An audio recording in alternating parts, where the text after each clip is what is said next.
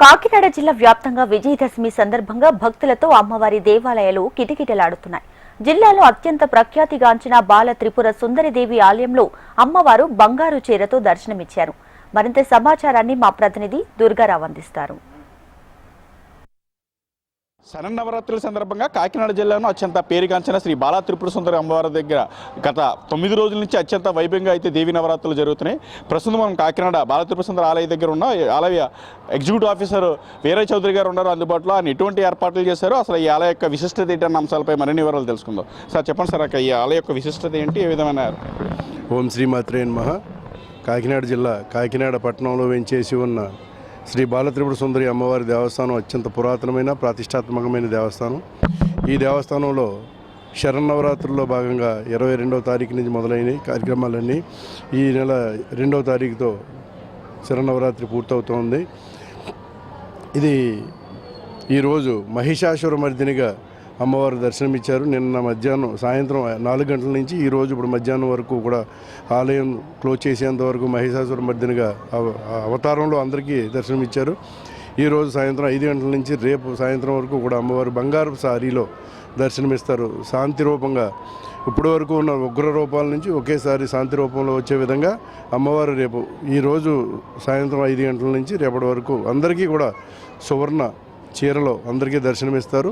ఈ శరన్నవరాత్రి మహోత్సవం స్టార్ట్ అయినప్పటి నుంచి కూడా 22వ తారీఖు నుంచి ఇవాళ వరకు అత్యధిక సంఖ్యలో భక్తులు రావడం జరిగింది. వచ్చే భక్తులందరికీ ఏ విధమైన అసౌకర్యం కలగకుండా ఏర్పాట్లు చేయడం, సులభతరంగా దర్శనం ఆచరించే విధంగా ఉచిత మంచినీరు, అదేవిధంగా మెడికల్ క్యాంప్స్, మా పోలీస్ సిబ్బంది, మా అర్చక స్వాములు, ముఖ్యంగా మా అర్చక స్వాములు ఉదయాన్నే లేచిన దగ్గర నుంచి సాయంత్రం వరకు కూడా వచ్చే భక్తులకు ఏ విధమైన అసౌకర్యం కలగకుండా చేసి ఉన్నారు. మా సిబ్బందితో పాటు ఇవన్నీ కూడా ఈ కార్యక్రమాలన్నీ కూడా మా దేవాదాయ శాఖ అధికారుల ఆదేశాలు ఉత్తర్వులకు లోబడి మా స్థానిక శాసనసభ్యులు శ్రీ వనమాడి వెంకటేశ్వరరావు గారి సూచనలు సలహాల మేరకు మా కమిటీ సభ్యుల సహకారాలతో మేము ఈ కార్యక్రమాన్ని అంతా కూడా దిగ్విజయంగా ఇప్పటివరకు చేయడం జరిగింది.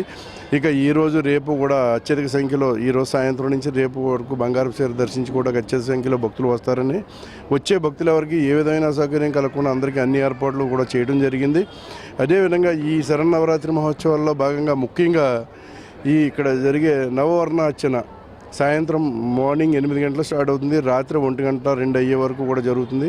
నవవర్ణార్చన పూజ అనే విధానాన్ని చాలా ప్రతిష్టాత్మకంగా తీసుకుంటారు. అదేవిధంగా చండీ హోమం, ఈ శరన్నవరాత్రుల్లో చండీ హోమం కూడా ఇక్కడ బాగా అత్యధిక సంఖ్యలో పాల్గొనడానికి ఉత్సాహంగా వస్తూ ఉంటారు. ఈ సంవత్సరం అందరికీ కొంచెం మందికి అవకాశం ఇవ్వలేకపోయాం. అంటే స్థలం సరిపడా లేకపోవడం వల్ల దేవాలయంలో ఇవ్వలేకపోయాం. అదేవిధంగా ముఖ్యంగా ఈ శరన్నవరాత్రుల్లో భాగంగా సరస్వతి పూజ కూడా అత్యధిక సంఖ్యలో సుమారు 3000 మందికితో చంటి పిల్లలతో అక్షరాభ్యాసం ఏదైతే ఉందో సరస్వతి పూజ కూడా చేయించడం జరిగింది. ఇంకా ఈ దేవాలయానికి కొన్ని అభివృద్ధి పనులు చేయాల్సినవి ఉన్నాయి. అన్నీ కూడా మా స్థానిక శాసనసభ్యుల వారు ప్రతినిత్యం కూడా దీని మీద ఒక కాన్సన్ట్రేషన్ పెట్టి చేయడానికి అన్ని ఆలోచనలు చేస్తూ ఉన్నారు. ఈ విధానాలు అన్నీ చేయడంలో నా ప్రధాన అర్చక స్వాములు, అర్చకులు, అదేవిధంగా మా కమిటీ సభ్యులు, నా సిబ్బంది, అదేవిధంగా లోకల్లో ఉన్న కొంచెం మంది భక్తులు వారి సహాయ సహకారాలతో వారు ఫ్లవర్ డెకరేషన్ కానివ్వండి, లేకపోతే ప్రసాదాల వితరణ కానివ్వండి, దాతల సహకారంతో కూడా ముందుకు నడిపిస్తూ ఉన్నాం. ఇంకా రేపు జరగబోయే అభివృద్ధి కార్యక్రమాల్లో కూడా అన్నిటిలో దాతలను ఇన్వాల్వ్ చేసి అందరినీ కూడా ఇందులో ఇన్వాల్వ్ చేయడానికి సిద్ధంగా ఉన్నాం. ఓం శ్రీ మాత్రే నమః. కొంతమంది భక్తులు మనతో అందుబాటులో ఉన్నారు. ఏ విధంగా ఉన్నాయి సార్ ఈ సంవత్సరం ఏర్పాట్లు, ఏ విధంగా అనిపిస్తున్నాయి? చాలా గణనీయంగా ఉన్నాయి సార్. ఈసారి మా ఈవో గారి సమక్షంలో కానీ, మా గ్రంథి బాబుజీ గారు చైర్మన్ గారి సమక్షంలో కానీ చాలా ఉత్తమంగా, చాలా ఆహ్లాదంగా ఉందండి టెంపుల్.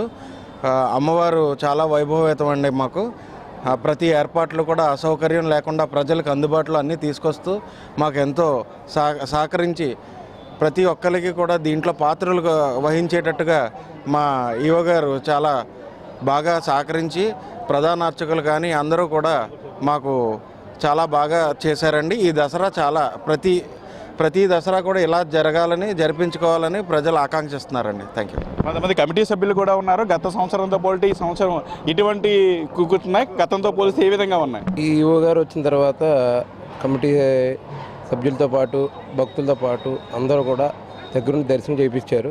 ఈవో గారు వచ్చిన తర్వాత అలాగే గంధిబాబుజీ గారి ఆధ్వర్యంలో కూడా ఈ సంవత్సరం చాలా అద్భుతంగా జరిగిన ప్రోగ్రామ్స్ కూడా, అలాగే కార్యక్రమాలు కానీ, ఒక అన్నదాన కార్యక్రమం కానీ అన్నీ దగ్గరుండి చేయించారు ఈవో గారు.